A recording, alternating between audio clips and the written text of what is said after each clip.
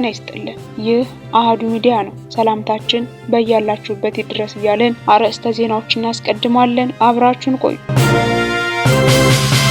ትብብር ለኢትዮጵያ አንድነት የተሰኘው የአምስት የፖለቲካ ፓርቲዎች ቅንጅት በ2018 ዓ.ም ግንቦት ወር ሊካሄድ በታቀደው ሰባተኛው ሀገር አቀፍ ምርጫ ዙሪያ መግለጫ አውጥቷል። በዝርዝሩ የምትሰሙት ይሆናል። የካናዳ መንግስት በኢትዮጵያ ላይ አዲስ የጉዞ ማስጠንቀቂያ ወጣ። ዝርዝር አለ። በአማራ ክልል የኦፓል ማዕድን ዋሻ የተናደባቸው ማዕድን አውጪዎች አጽም ተገኝቶ ስርዓተ ቀብራቸው ተፈጽሟል። በዝርዝሩ የምትሰሙት ይሆናል። ለዚህ ቻናል አዲስ የሆናችሁ ሰብስክራይብ እና ላይክ ታደርጉ ዘንድ እየጋበዝ ወደ ዝርዝሩ እናልፋለን። አብራችሁን ቆዩ። ትብብር ለኢትዮጵያ አንድነት የተሰኘው የአምስት የፖለቲካ ፓርቲዎች ቅንጅት በ2018 ዓ.ም ግንቦት ወር ሊካሄድ በታቀደው ሰባተኛው ዓለም አቀፍ ምርጫ ዙሪያ መግለጫ ወጣ። ቅንጅቱ ምርጫው ነፃና ፍትሃዊ ሆኖ እንዲካሄድ መንግስት በአስቸኳይ መፈጸም ያለባቸው ያላቸውን ቅድመ ሁኔታዎች አስቀምጧል። ቅንጅቱ በመግለጫው እንዳስታወቀው በሰላማዊ መንገድ ታግለን በነፃና ፍትሃዊ ምርጫ የመንግስት ስልጣን መያዝ የዓለማችን ማስፈጸሚያ ብቸኛ መሳሪያ ነው ብሎ እንደሚያምን ገልጾ አሁን ላይ በሀገሪቱ ያለው ነባራዊ ሁኔታ ግን ለዚህ ፈጽሞ እንደማይፈቅድ ገልጿል። ምርጫ በሀገር አቀፍ ጦርነት ውስጥ አይቻልም። ቅንጅቱ ለምርጫ ስኬታማነት የተረጋጋ ሰላምና ጸጥታ ቁልፍ መሆኑን ጠቅሶ አሁን ኢትዮጵያ የምትገኝበት ሁኔታ ለዚህ ፈታኝ መሆኑን ዘርዝሯል። ሀገራችን ለተከታታይ ዓመታት በእርስ በርስ ጦርነት ውስጥ መቀጠሏ የምርጫውን በአግባቡ መከናወን መቻል ከፍተኛ ጥያቄ ውስጥ የሚከት ነው ያለው መግለጫው በተለያዩ ክልሎች ያሉ ግጭቶችን በዋና ማሳያነት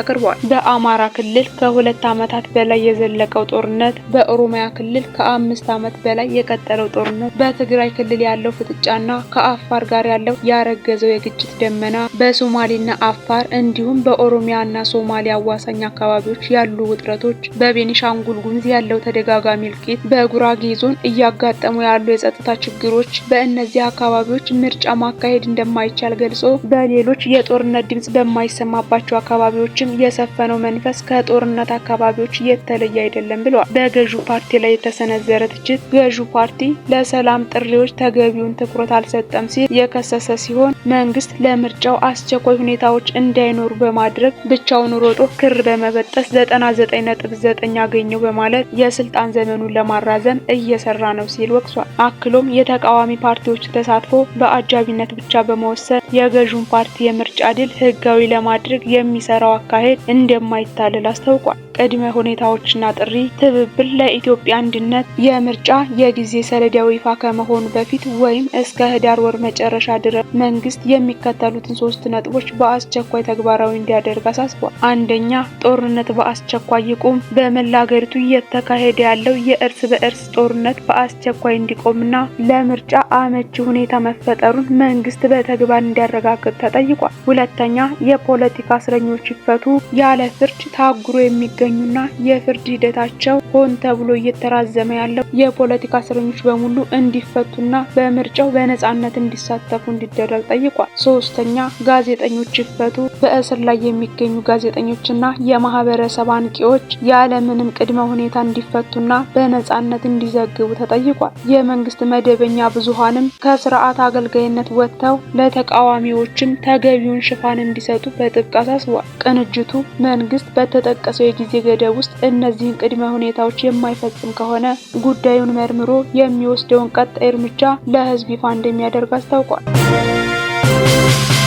የካናዳ መንግስት በኢትዮጵያ ላይ አዲስ የጉዞ ማስጠንቀቂያ ወጣ። በካናዳ የውጭ ጉዳይ መስሪያ ቤት አማካኝነት የወጣው የማስጠንቀቂያ ወሳኝ ላልሆነ ጉዳይ ካልሆነ በስተቀር ወደ ኢትዮጵያ እንዳትሄዱ የሚል መልእክት ያለው ሲሆን ለዚህም የሰጠው ምክንያት የእርስ በእርስ ግጭት፣ አመጽ፣ የጦር መሳሪያ ግጭት ወንጀልና የማርበርግ ቫይረስ ስርጭት ናቸው። የጸጥታ ሁኔታው ድንገት ሊባባስ እንደሚችል አሳስቦ ይህ ማስጠንቀቂያ አዲስ አበባን እንደማይመለከት አስታውቋል። ይሁን እንጂ ወደ አዲስ አበባ የሚጓዙ ዜጎችም ቢሆኑ ከፍተኛ ጥንቃቄ ማድረግ እንዳለባቸው ገልጾ በከተማ ውስጥ የወንጀል መጠኑ ከፍተኛ መሆኑንና በሌሎች የሀገሪቱ ክፍሎች እየተካሄደ ያለው የትጥቅ ትግል ያለምንም ማስጠንቀቂያ ወደ ከተማው ሊዛመት የሚችልበት እድል እንዳለ አስታውቋል። ይህ ማስጠንቀቂያ እንዳለው የካናዳ ዜጎች ከአዲስ አበባ ውጪ ወደ አማራ፣ ትግራይና ቤኒሻንጉል ጉሙዝ ክልሎች ፈጽሞ መጓዝ የለባቸውም። እንዲሁም ወደ ጋምቤላና ሲዳማ፣ በኦሮሚያ ክልል ደግሞ ሰሜን ሸዋ፣ ምዕራብ ሸዋ፣ ምዕራብ ወለጋ፣ ምስራቅ ወለጋ፣ ቄለም ወለጋና ሆሮ ጉዱሩ ወለጋ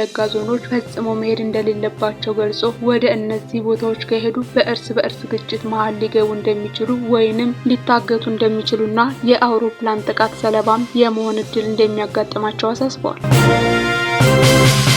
በአማራ ክልል የኦፓል ማዕድን ዋሻ የተናደባቸው ማዕድን አውጪዎች አጽም ተገኝቶ ስርዓተ ቀብራቸው ተፈጸመ። በአማራ ክልል ደቡብ ወሎ ዞን ደላንታ ወረዳ ባሳለፍነው ዓመት ጥር 30 ቀን 2016 ዓ.ም ኦፓል በማውጣት ላይ ሳሉ ዋሻ ተነዶባቸው ህይወታቸው ያለፈ 8 ወጣቶች አጽም ተገኝቶ ስርዓተ ቀብራቸው መፈጸሙ ተገልጿል። በደላንታ ወረዳ በተለምዶ ቆቅ ውሃ እየተባለ በሚጠራ አካባቢ ጥር 30 ቀን 2016 ዓ.ም ሌሊት የኦፓል ማዕድን በቁፋሮ ለማውጣት ሲሞክሩ የነበሩ በርካታ ወጣቶች የቆፈሩት አለት ተንዶ ህይወታቸውን ማትረፍና አጽማቸውን ማውጣት ሳይቻል ቆይቷል። የቦታው መልክዓ ምድር ምቹ ባለመሆኑ አጽማቸውን ለማውጣት አስቸጋሪ ማድረጉን የወረዳው አስተዳዳሪ በወቅቱ አስታውቀዋል። የደቡብ ወሎ ዞን ኮሚኒኬሽን ባሳለፍነው ሳምንት ባወጣው መግለጫ የወጣቶቹን ህይወት ለመታደግ መንግስት የተለያዩ ጥረቶችን ቢያደርግም ወጣቶቹን ከተዳፈኑበት ማውጣት ሳይቻል ቀርቶ ነበር ሲል አስታውሷል።